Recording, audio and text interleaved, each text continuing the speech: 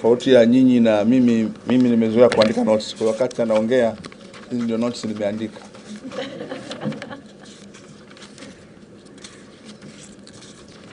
Simeona? Mimi naandika bado kwa mkono. Peji ya pili, ya tatu. Lakini najua nyinyi mnaandika kwa simu. Na mimi napata sana tabu kuzoea simu. Wakati nilikuwa nagombana na watoto wangu, wanakwenda kanisani na simu. Kila kitu, nyimbo zime kwenye simu. Haiwezekani nyimbo ikawa kwenye simu. Nyimbo iko kwenye karatasi.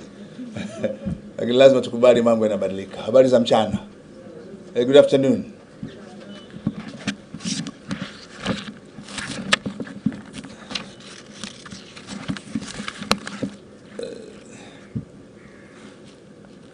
Lulu Wanakilala, the Chief Executive Officer of the Legal Services Facility,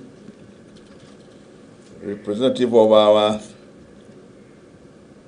DFs, development partners from the European Union, the Irish Embassy, the Kingdom of Denmark, from Serikali ya Mapinduzi Zanzibar, Vodacom, Clouds, Media Council, Mwananchi Communication Limited, TADB, Law School, paralegals from Temeke and Kinondoni, invited guests, ladies and gentlemen. Indeed, I am more than delighted to be here this morning and this afternoon. First and foremost, permit me to thank Almighty God for His abundant graces and for having gifted us with good health that has enabled us to attend this important event on the launch of Legal Services Facility official mobile app.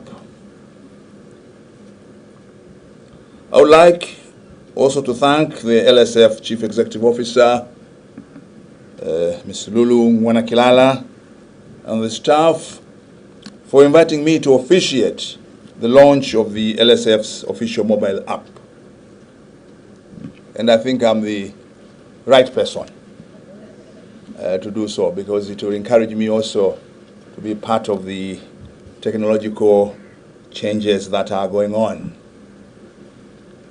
The first time I used a computer was in 1989, when I was doing my doctoral studies at the Freie Universität Berlin.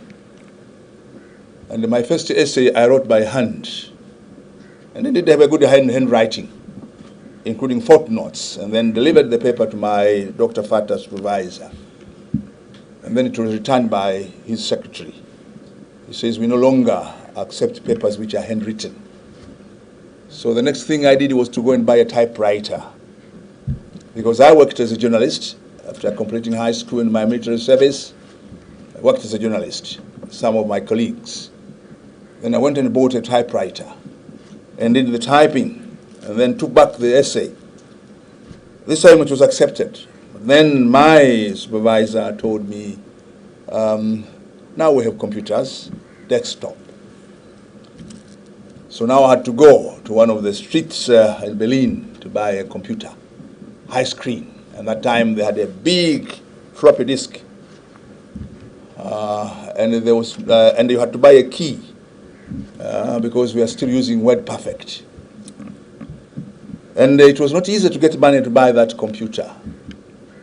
At that time, my wife had conceived, so as a student on a scholarship, I was entitled also to get a free interest loan. So I went and took the loan and bought that computer. I still keep it, although it doesn't work now, as a relic. And I gave it the name of my daughter, because it is her who made me buy the computer. And actually using a computer at that time, a high screen or other computers, it was tedious. The flop is big, then came the small hard disk, but you must use a key. Everything you had to use a key. But these days when I look at you and the way you are doing these things, I'm indeed surprised. Then I resisted using a mobile phone. because at that time I had very good friends in Berlin who, again, did not want to be captives of technology. So I was one of them. Never wanted to buy a mobile phone or use a mobile phone until I came back to Tanzania 10 years later. And there was a mobile service here known as Untitled, which was the first GSM here in Tanzania. Although I don't know why it wound up. And the phones were big, and I was compelled to get one. But in Europe, I resisted using a mobile phone. Good or stupid, that was a conscious decision I made. And because my first mobile phone was Nokia, to today I still use a Nokia. I haven't changed. So you can see how primitive I am, perhaps, when it comes to technology. So I haven't gone to all what you're using. I still use a Nokia. And I'm still a Nokia. And when Nokia sold their phone to Microsoft, you wouldn't think I'm a shareholder. I was one of those who were really perturbed, as if I'm a shareholder, which I'm not. But what is gratifying, actually, among the best engineers in Helsinki, in Nokia, they are Tanzanians.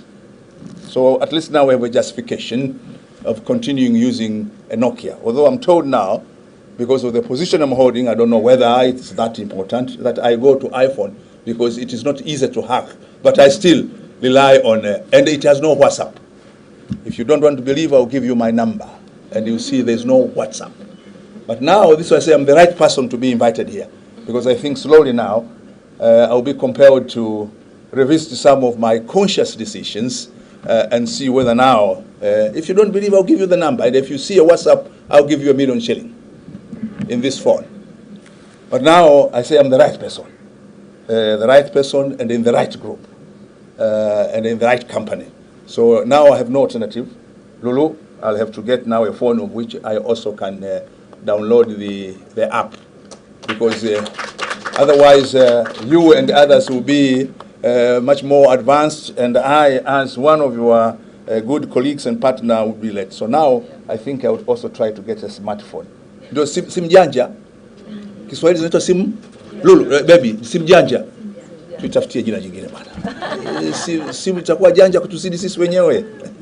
So indeed, it's an honor to me to be invited as a guest of honor to this important event. And we have all gathered here to witness the launch of LSF official mobile, dubbed as HAKI YANGU. HAKI YANGU, which can be my rights, my justice. But I think now we'll have to get a proper Swahili word for right and justice. Get a nomenclature, au kwa Kiswahili istilahi, ya kutofautisha kati ya haki, which is right, and haki, which is justice. I think we'll task the Baraza la Kiswahili Tanzania, Tataki, and the Bakiza to get this. Because when I was at the University of Dar es Salaam, I was the corporate counsel and secretary to council. I was also annoyed by everything, as well as securing quality service by qualified legal aid assistance. I urge other institutions undertaking objectives similar to LSF to initiate this program and introduce, and particularly the police. Ladies and gentlemen, as you can all see, the nature of the service offered by LSF is directly linked to the Ministry of Constitutional, and in other countries it's known as the Ministry of Justice. And I thought it's only Tanzania where we use constitutional legal affairs, but going through the list of the Commonwealth countries, I know a number of countries in the Caribbean also use the term constitutional legal affairs. This is the main reason why I did not hesitate to accept the invitation when I received it earlier this month.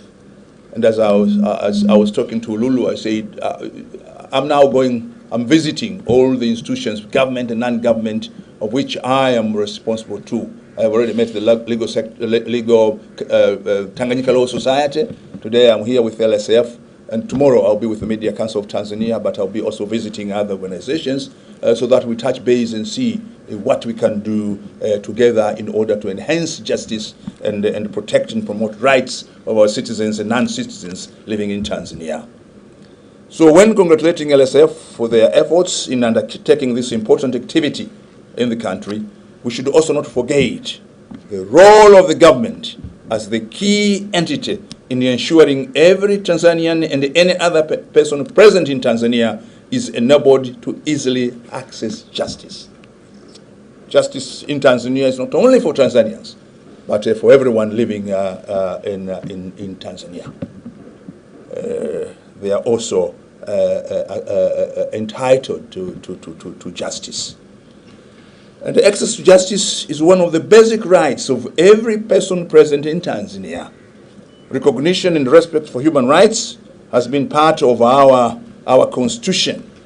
If you read Part 2 and Part 3 of the Constitution of the United Republic of Tanzania, Part 2 is the directive principles of state policy, and Part 3 is the fundamental rights and basic duties.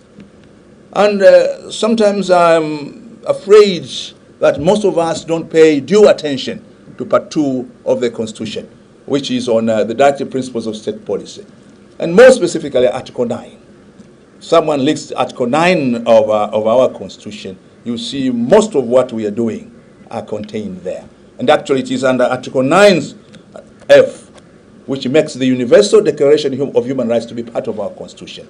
And I'm sure most of us don't realize that, because you always go to Chapter 3 and ignore, to Part 3 and ignore Part 2. But if you go to Part 2, it is very clear that human dignity is preserved and upheld in accordance with the spirit of Universal Declaration of Human Rights. And I would want to surmise, we might perhaps be the only constitution in Africa which makes the Universal Declaration of Human Rights to be part of our constitution. And the reason is simple. If you go back to the constitution of the Tanganyika African National Union, our nationalist movement which fought for our independence, it made the Universal Declaration of Human Rights to be part of the constitution of TANU. And therefore I'm not surprised to see it in our constitution. And that is because of our history of mainland Tanzania. Very few people also know that we are United Nations trustship territory, which means we are under the supervision of United Nations. We're not a British colony, we're a German colony. But after the defeat of the Germans, we are put in the League of Nations and then UN, which means the Universal Declaration of Human Rights was the most important international instrument which our forefathers and our foremothers used as a rationale of demanding our independence. No wonder in 7 years we were able to attain the independence of mainland Tanzania peacefully. So a sense of respect for human rights, even before the Bill of Rights, was incorporated in our Constitution through the preamble, referring back again to the Universal Declaration of Human Rights. So the Bill of Rights was incorporated later on in 1985, but as Part 3 of Chapter 1 of the Constitution, following the Fifth Amendment of the Constitution. These rights and duties reflect the wishes of the people of the United Republic through their history, tradition, culture, and religious convictions. When interpreting specific rights under the Part 3 of the Constitution, we should not read and interpret each article in isolation.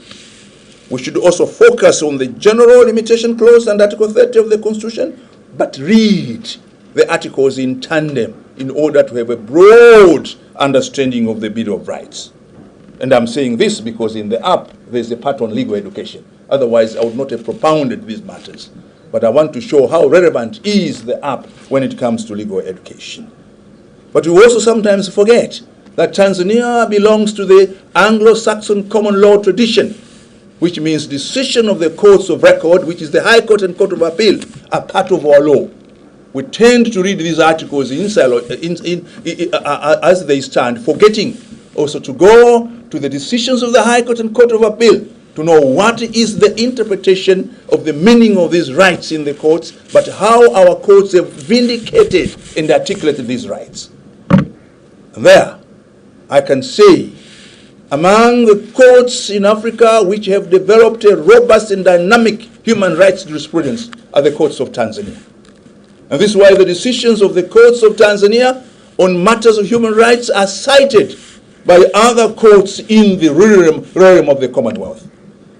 And a good example of a case which has become very famous and seminal on rights of women to own land is the case of Horaria Pastori and another, which is a decision which was made in 1989 by the late Justice Marusanya, and it is reported in the 1990 Raw Reports of the Commonwealth, decision number 757. Raw Reports of the Commonwealth, which means what? The decision of Horaria Pastori, which talks about, which articulates the right of a female member of the family to inherit land in the higher customary law, which was now read in accordance with our constitution, and the court was able to expunge the negative aspects of barring women to inherit land. It's now available to the entire Commonwealth through the 1990 Raw Reports of the Commonwealth. But also, recently there have been very, very progressive judgments on many other issues. And the most recent one is the case of the Dixon Paulo Sanga versus the Attorney General, which was the miscellaneous civil case number 29, dealing with the Criminal Procedure Act on powers of the Director of Public Prosecution. But also the case of Jeremiah Mtobesia versus, again, the Attorney General. Again, yeah, all these decisions, which means what? If you want to understand the import of our Constitution, read our Constitution together with the decisions of the Court of Appeal and the High Court. Coming from the academics, we also bear the blame. Compared to our Indian compatriots and friends, who now, if you want to read the Constitution of India, you buy a commentary. We don't have commentaries on our Constitution. Hopefully, soon or later, we'll have commentaries of our Constitution, where when once one buys a commentary, he will know the import of the decision of the meaning. For example, on the right to life, we have very important two decisions which were made by Justice Rugakingila and another one by Justice Rubama on what is the meaning of the right to life. And they said life to life means living also in a clean, safe, and a healthy environment.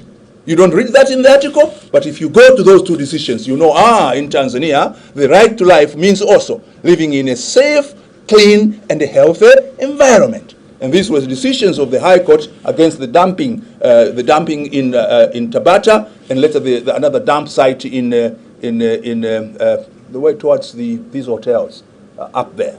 I have forgotten the name because now I live in Dodoma and not Dar es Salaam, and the names of Dar es Salaam are slowly waning from my memory. So we need actually to know all this.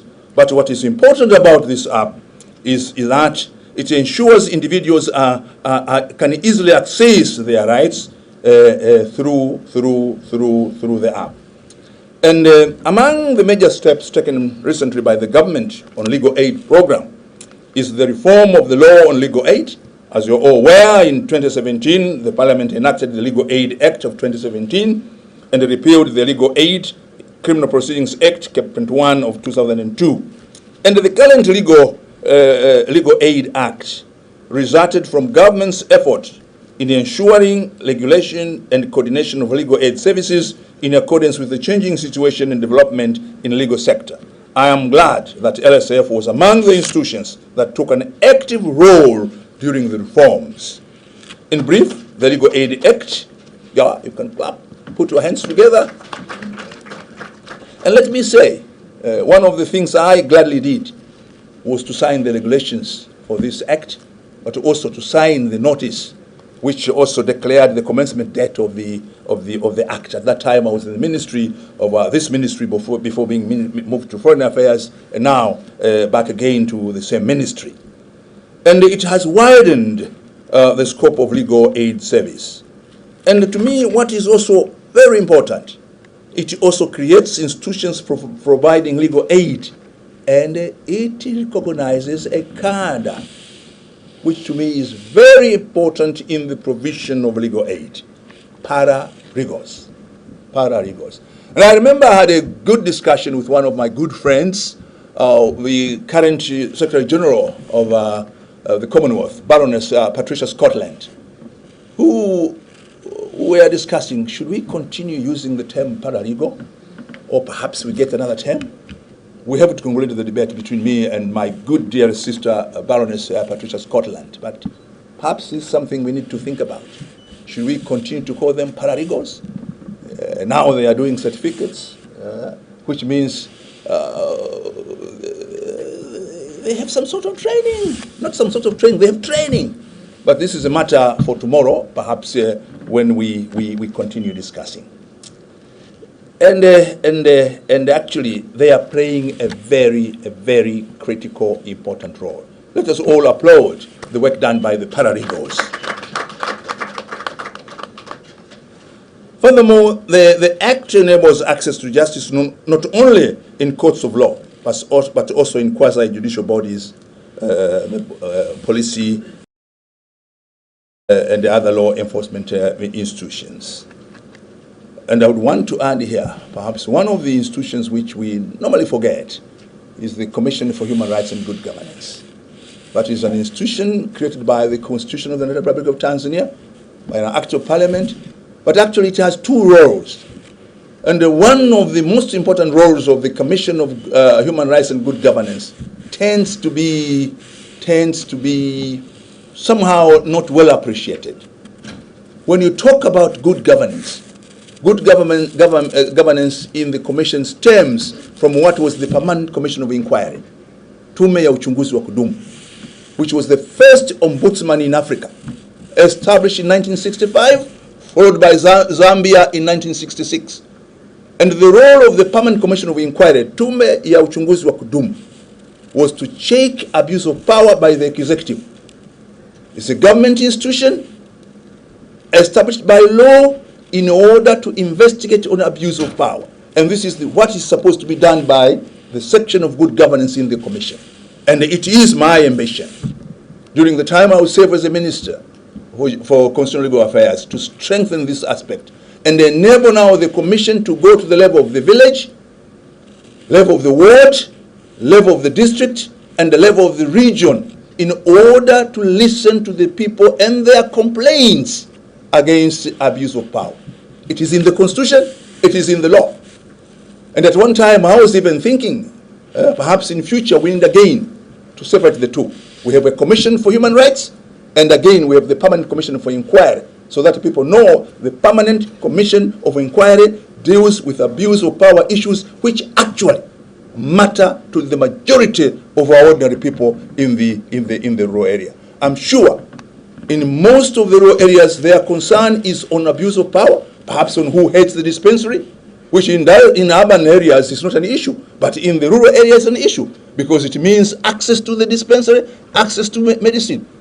Abuses from midwives, which in urban areas might not be an issue because you have choice of hospitals to go and deliver, but also abuse from the local authorities.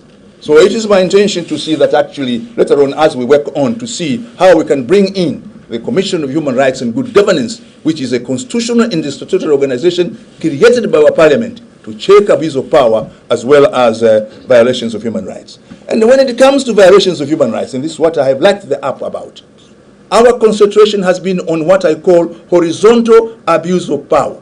They're okay in Western societies. But here, one of the areas we need to focus on is on the vertical violations of human rights among individuals. Gender-based violence. There's no state there. It is an individual against an individual. So today, issues of labor, when the baby was talking about reading labor law, the issue of employer and employee, there's no state there. And that is what I call vertical violations of human rights, which we also need to focus. And how do we deal with them? Empower the citizens to know their rights so they are able to protect and defend their rights. Another major step which has been taken by the government is the use of Swahili language now as language of access to justice. And as you all know, the late Dr. John Pombe Joseph Magufuli, one of the things which remains to be part of his legacy is to make a decisive decision of making now Kiswahili to be the language of justice and the language of courts. And I was telling people, and I repeat here, we are moving to use Kiswahili in our law and our courts, not because we are not very much conversant with English, not at all, but because it is the language of our people, and it is through that language they can access justice. It has nothing to do with proficiency and the mastery of a language. And perhaps people forget even the English language which we're using today as a legal language. People forget for 600 years, English was considered to be a barbaric language, and their courts used Latin and French. And this is why the English we are using here, the grammar and structure actually is French and not English. In English, there's no attorney general. It is general attorney. But because it had the influence of French, this is why the grammar is French. But if you look at the sentences are too long, which again is the influence of Latin. And this is why now in England, there's a big campaign to what is now known as plain legal English. They no longer use plaintiff, which is French. They now say claimant, which is their barbaric English, which has today become now a respected English. So as I say, we are moving to Kiswahili not because of lack of proficiency of the English language, but it is because it's our language and the people need to access justice through that. So the government now is in the process of amending laws in order to make now Kiswahili be applicable to our courts. And I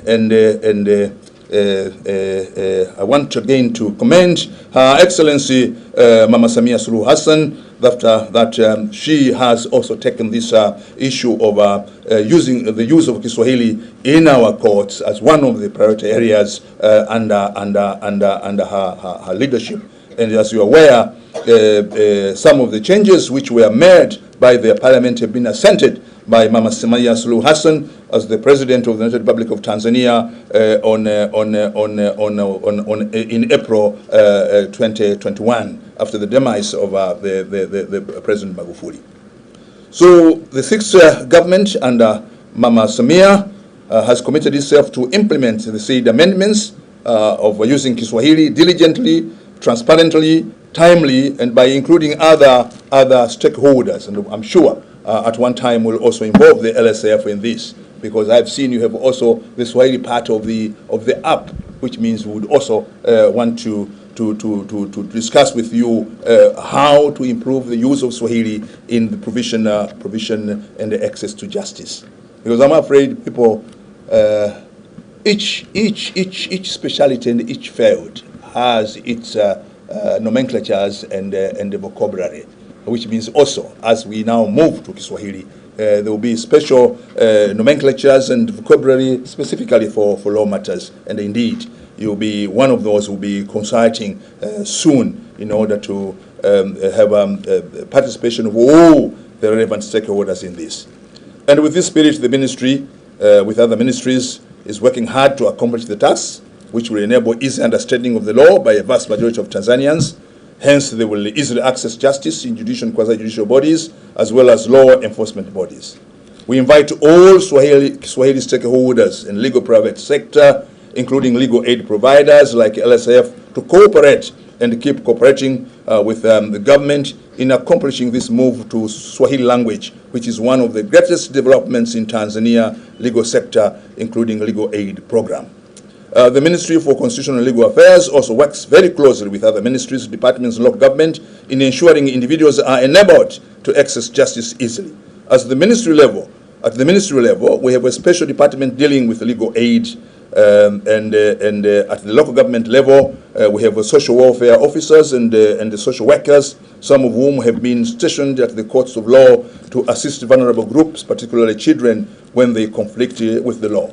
And we are thinking of reviewing the Legal Aid Act to see how we are going to strengthen our presence at the level of the district. If you go through the CCM manifesto of 2020-2025, it specifically says that we need to strengthen the provision of legal aid at the district level, which means having someone at the district level. And the areas of emphasis is women for rights, women and girls' rights, inheritance matters, and children, which means soon we'll be also inviting you to see which areas of the Act now need to be reviewed. It has been in the implementation since 2017, and we think there might be areas which needs to be improved. So we'll come back to you and see and get your opinion and views on how we go and which areas we deal with. In conclusion, I once again congratulate LSF for coming up with this idea of official mobile app dubbed as HAKI YANGU. The mobile app will make you reach the majority in a short time and enable them to access justice easily.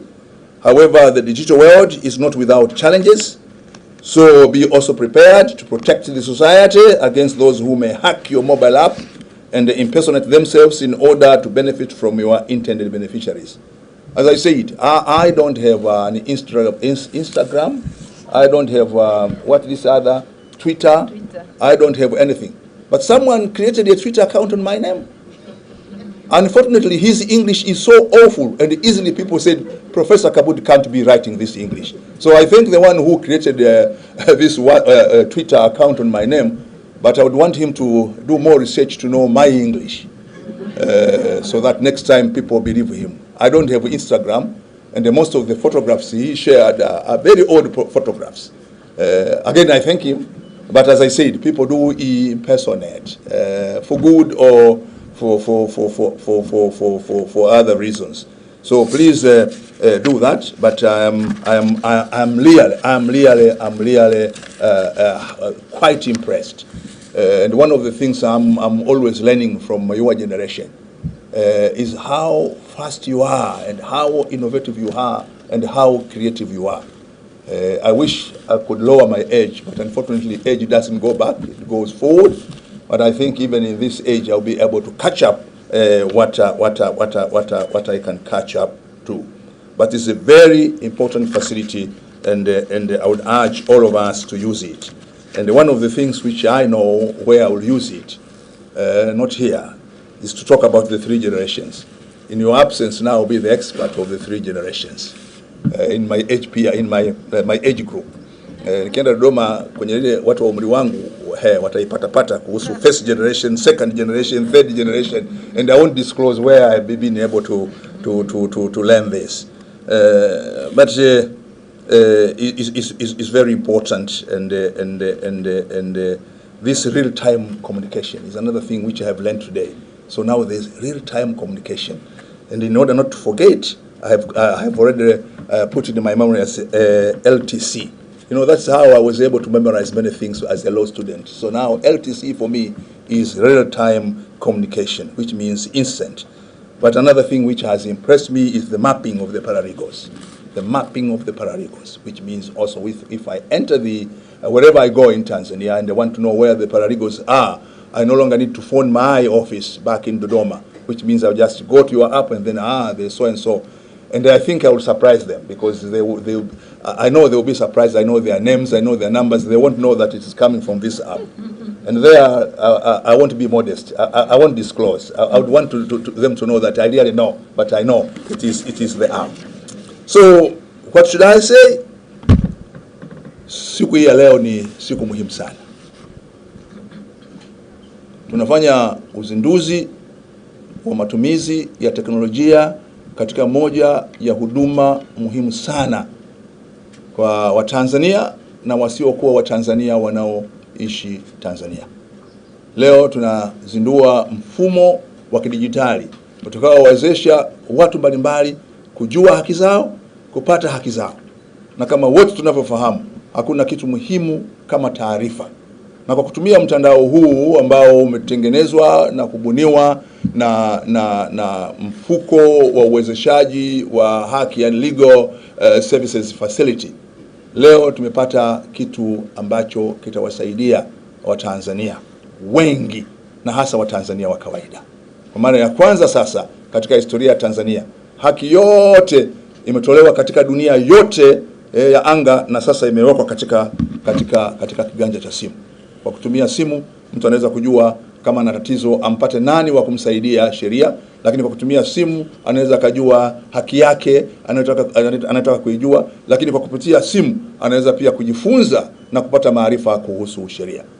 Na mtandao huu ambao umetengenezwa, kikubwa ambacho pia ni muhimu nikakisisitiza, pia unaweza kutumia lugha ya Kiingereza au lugha ya Kiswahili.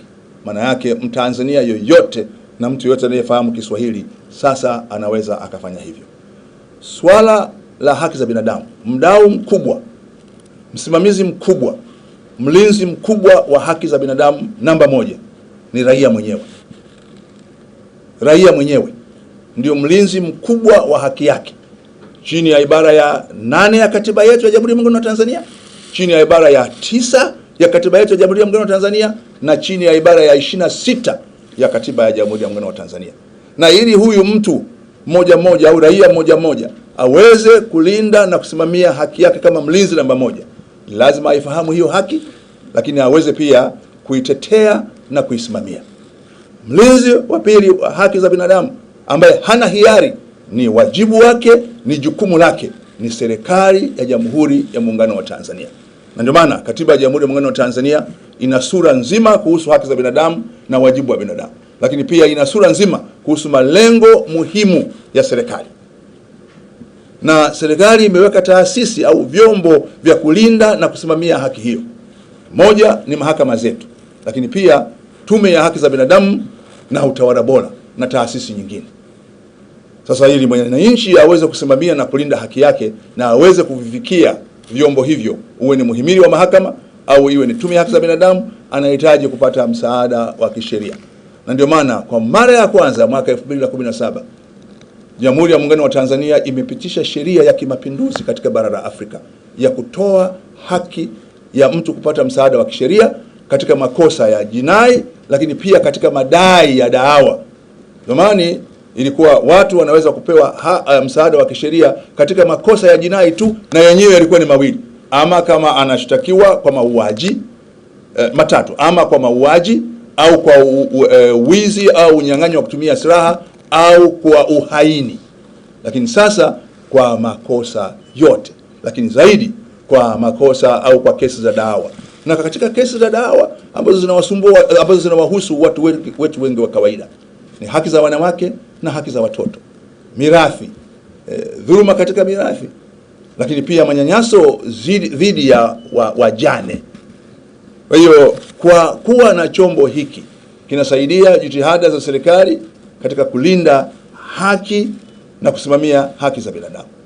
Na nishukuru sana LSF ambayo imekuwa ni mbia mkubwa wa serikali na mbia mkubwa wa Tanzania, na kiungo kati ya serikali na wahisani. Na mimi hupenda kutumia neno wahisani, sio wafadhili. Mfadhili ni mmoja tu, ni Mwenyezi Mungu. Wengine wote wanatoa hisani, hawatoi fadhila. Na wahisani wetu wa maendeleo. Lakini chombo hiki ni chombo muhimu. Na wasihi na kuomba Tanzania wote, sasa tutumie simu zetu kujua haki zetu. Tutumie simu zetu kujua nani anaweza kutusaidia kupata haki zetu. Tutumie simu zetu kujielimisha na kujiendeleza katika masuala ya haki za binadamu, lakini masuala mengine ya kisheria. Wakati ni huu, na sisi sote sasa tutumie hii app. Sasa app kwa Kiswahili nitasema mtandao huu wa Haki Yangu ulioandaliwa na kutengenezwa na Legal Sector Facility, lakini kwa matumizi ya kila mmoja. Na nimeambiwa hauna malipo, ni wa bure.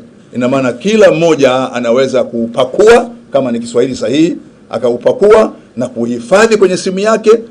Lakini hiyo simu inatakiwa iwe simu janja au simu yenye uwezo wa kung'amua yaliyo mengi, na baada ya hapo anaweza kujua kila kitu. Niwasihi nyinyi mliopo hapa, lakini Watanzania wote sasa tutumie mfumo huu kwa faida ya sisi na faida ya wengine. Karibuni sote tutumie Haki Yangu app. Haki Yangu app, mwito wetu unasema ni haki kwa kila everyday justice for everyday problems. Matatizo ya kila siku. Kwa hiyo Haki Yangu kwa matatizo ya haki ya kila siku, na kwa maana hiyo huu ni mfumo kwa ajili ya wananchi wote. Baada ya hapo nikushukuru sana na niwashukuru sana, lakini zaidi kwa kunivumilia kusema mengi ambayo labda hayakuwa muafaka kwa nafasi hii. Na kila nikiwaona basi wengi na washukuru. Na kweli miaka inakwenda. Maki siku hizi kuna neno sijui mdada, sijui limetoka wapi hilo mdada. Habari za mchana. Tofauti ya nyinyi na mimi nimezoea kuandika notes. Kwa wakati anaongea, hizi ndio notes nimeandika. Babu. Babu, nihadithia hadithi nzuri. Hapo zamani za kale palikuwa na jabali mmoja tu. Jabali huyo aliweza kusafiri umbali mrefu hadi Uchina, na jabali huyo watu walimsifu sana kwa kuwa alikuwa ni mwaminifu, na hata ukimtuma kitu anakuletea kwa wakati, tena bila gharama kubwa. Je, unamjua aliitwa nani? Pana babu. Aliitwa GNM Cargo. Ndiyo, GNM Cargo, mahodari wa usafirishaji wa mizigo kutoka China kwa njia ya forodha. Tuma pesa kwa wakala China, alafu GNM Cargo tuukague mzigo wako, tuupakie na kusafirisha. Tupigie leo 0677 066 551. GNM Cargo.